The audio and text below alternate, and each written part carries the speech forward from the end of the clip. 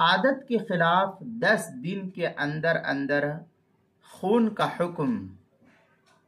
کیا فقہا نے نقل کیا ہے؟ چنانچہ اگر کسی عورت کو 5 دن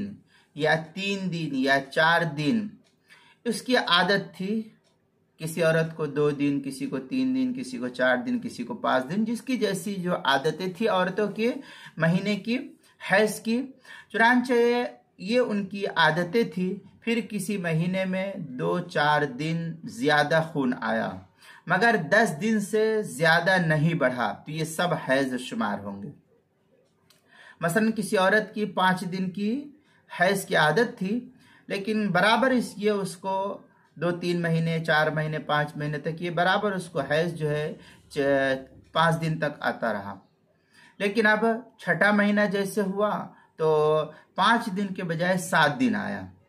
تو اس طریقے سے فقہا لکھتے ہیں کہ یہ جو 2 دن بڑھ گیا یا 4 دن بڑھ گیا یا جتنے دن بھی بڑھے ہیں 10 کے اندر اندر ہے،